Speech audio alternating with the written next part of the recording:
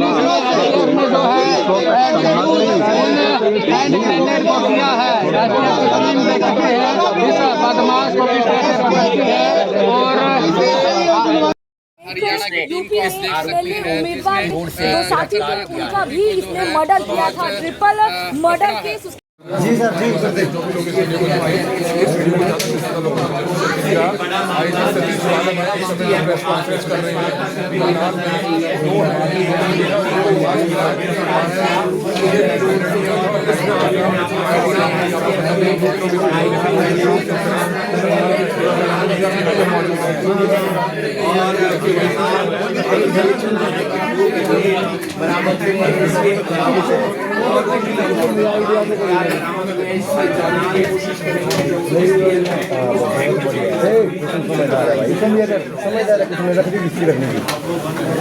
जी जी जी क्या मामला था इसमें आज जो इस पुस्तक सामग्री में लाओ ना भाई, लाओ ना सर। एक मिनट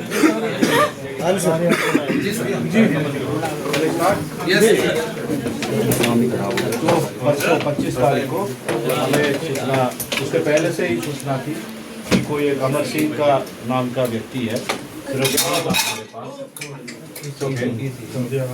अमर सिंह नाम का व्यक्ति है जो काला राणा गैंग के लिए काम करता है और जो डेड ड्रॉप्स और लिफ्ट्स का काम करता है, जो कहीं वेपन डालता है, कहीं पैसा डालता है, कहीं इधर से उधर करता है, ऐसे कुरियर का काम करता है। ऐसे कुछ सूचना सिर्फ एक नाम से हमारे पास थी, हमारे टीम के पास थी जी सर, जो इंस्पेक्टर यहाँ पे दीपेंद्र इनके पास थी। और इस पे दीपेंद्र इंस्पेक्टर ने और डीएसपी अमन ने मेहनत किया है, उस नाम को डेवलप किया है, कौन है क्या है। फिर ये पता चला है कि ये कहीं कभी ये अम्बाला जेल में मोनू राणा जो एक गैंगस्टर है उसके साथ उसके मैरिज में था। उसको फर्दर डेवलप करके उसके सारे डिटेल्स कलेक्ट किया है करके फिर उन्होंने एक स्ट्रेटजी बनाई है। इसको 25 तारीख को इसके गाड़ी समेत इसको करनाल में राउंड अप किया है टीम ने। जो राउंड अप किया है इसके हाथ से एक विदेशी पिस्टल मिली है, ग्लॉक पिस्टल, और 5 राउंड्स भी मिले हैं। और उसको बरामद करके आर्म्स एक्ट के तहत मुकदमा दर्ज करके उसको रिमांड पे लिया है 25 तारीख को। आज सुबह उसने ये डिस्क्लोज किया है उसको उसके पास कुछ एक्सप्लोसिव भी उन्होंने पहुंचा है। जो गैंगस्टर है जो सूर्य प्रताप कहते हैं, जो काला राणा का जो भाई है, जो नोनी राणा है, जिनको हमारे मेहनत से यूएसए में डिटेल करवाए गए, यूएस पुलिस ने डिटेल करा था उसको। तो वो कुछ दिनों पहले उसने ये एक्सप्लोसिव्स को उसको दिलाया है कोई बड़े वारदात के अंजाम करने के लिए। और इसको ये कहीं अक्रॉस द बॉर्डर पंजाब से कहीं से लाया है, ले आके उसने यहाँ पे दबा रखा था। फिर आज के एक्सप्लोजन में ये बात हुई है कि उसने कहीं उसके पास जियो लोकेशन भेजा हुआ था, उसके बेसिस पे वो जिंजाड़ी गाँव है खरग लेक के वहाँ से इसने एक ड्रम के अंदर पैक करके उसको दबा रखा था, उसको रिकवर किया है, जिनमें से 2 ग्रेनेड मिले हैं और एक IED भी मिला है। तो FSL बम डिस्पोजल टीम बुलाया गया मौके पे, IED को डिफ्यूज़ कराया गया और एक ग्रेनेड को वहाँ पे ब्लास्ट करवाया गया है। तो वो जो भी कार्रवाई है वो करके रिकवरी करके इस पे अमर सिंह है और उसके एसोसिएट्स उनके खिलाफ UAPA में भी सेक्शंस जो ऐड करके तफ्तीश जारी है। 6 दिन की रिमांड पे है हमारे पास और पूछताछ करेंगे। और किस मकसद से दिया गया है, अभी तक ये बता रहा है कि इसको आगे क्या करना था उसके लिए डायरेक्शन नहीं था नोनी की तरफ से, तब तक वो पकड़ा जा चुका था। सो फर्दर डायरेक्शन इसको नहीं मिले तो जल्द हमारी उम्मीद है वो भी जल्दी आ जाएगा। कितनी देर पहले से ये पूछताछ करेंगे और तो आगे क्या करवाना था इनसे वो तफ्तीश के दौरान। कितनी देर पहले सर इसने रखा था ये यहाँ पे?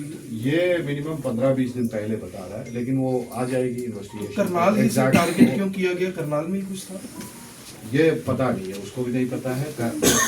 उठाया तो इसने पंजाब की कहीं की तरफ से है, अभी भी एग्जैक्ट लोकेशन नहीं बता रहा, लेकिन वो पता चल इसके जाएगा। और कितने साथी हैं सर इसके साथ हो सकते हैं, इसके और कितने साथी हो ये सकते सिर्फ अकेला था अभी तो फिलहाल, अभी पूछताछ में हैं? पता कहाँ का रहने वाला है सर ये? और ये मीरठ का रहने वाला और मामले दर्ज हैं इसके ऊपर सर, इससे है। पहले सर? इसके पहले इसके 10 मुकदमे दर्ज है, जिनमें से 2 मर्डर केस है और एक तो वहीं पे है जो डबल मर्डर एक किया है इसने मीरठ से। इसके अलावा 18 में ये मोनू राणा के साथ मिलकर kidnapping for ransom and murder, वो भी एक केस किया है। उसके अलावा एक डकैती का केस है। वेपन इसके अलावा छोटे छोटे केसेस और भी है। सो 10 मुकदमे इसके खिलाफ दर्ज है। ये 2 मर्डर और डकैती बड़े केस हैं। वेपन कहाँ से आया सर इसके पास जो वो आप पूछताछ चल रही है। अम्बाला में ये किसके साथ था सर? अम्बाला में मोनू राणा कितने दिन की रिमांड पे है सर ये? 6 दिन के। मोनू राणा कहाँ से लेके आया था? जो पहले से मोनू राणा भी इसके साथ इन्वॉल्व था सर। मोनू राणा के साथ इसके बैरक में था, तभी ऐसे ही वो ये काला राणा और ये नूरी राणा उनको इन्वॉल्व था, मतलब वो संपर्क। हाँ, वो दोस्ती वही से हुई। सर जिन लोगों से फिरौती ये लोग मांगते हैं, क्या उनमें से कोई टारगेट पे था या अभी- टेररिस्ट एक्टिविटी है, क्या है ये चल? अभी कुछ हम कंप्लीट नहीं बता सकते। देखो बाकी वेपन आना तो गैंगस्टर एक्टिविटी बता सकते हैं, लेकिन आईईडी आना और ग्रेनेड आना तो ये नॉर्मल बात नहीं है। और हमेशा ये यहाँ से नहीं आते, तो कहीं आउट से पंजाब की तरफ से बॉर्डर से ही आते थे।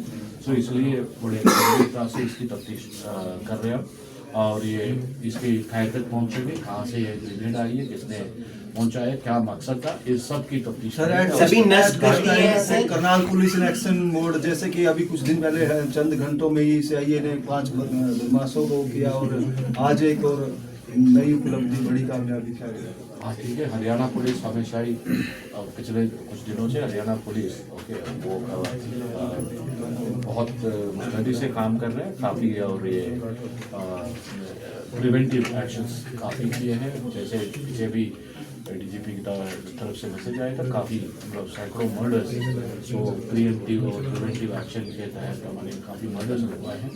तो एसटीएफ ने भी काफ़ी मर्डर्स रुकवाए हैं पिछले 10 तो गाड़ी STF तो सब की नष्ट तरफ कर से, दिया है हरियाणा सर? जो पुलिस की 2 तरफ से। ग्रेनेड थे और एक आईईडी था, तीनों नष्ट कर दिए हैं।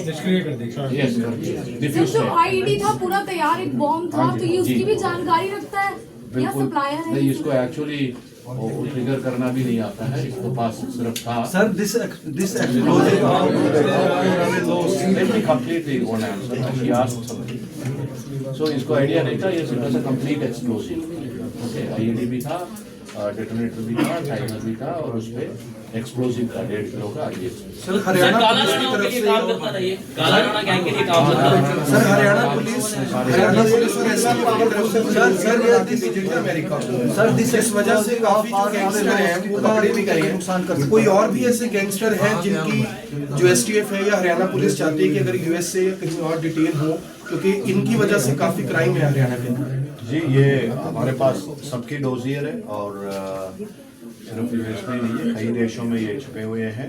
जहाँ जहाँ हमारे पास सूचना है, सो हम केंद्रीय एजेंसीज के थ्रू हम संपर्क करते हैं। गाड़ी ये लूट के वो अपने काम कर रहे हैं और उनका केंद्रीय बलों का मेहनत का फल भी मिल रहा है। कुछ लोग अभी वापस आए हैं, उम्मीद है और भी लोग डिपोर्ट होके। Sir this explosive how for a loss कितना दूर तक नुकसान पहुंचा सकता है? या पावरफुल 1.5 किलो तो काफ़ी होता है जी। ये कम से कम हमारे अनुमान ये बता नहीं सकता हूँ, लेकिन 200-300 मीटर में तो करेगा ही। तो गाड़ी आरडीएक्सी करेंगे साइड से, गाड़ी आरडीएक्सी करेंगे इसे।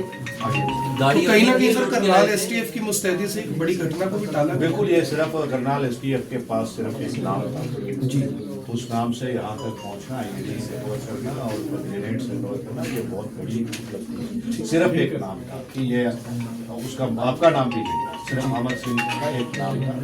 उससे उनकी सिंसियरिटी, कमिटमेंट और प्रोफेशनलिज्म दिखाता है।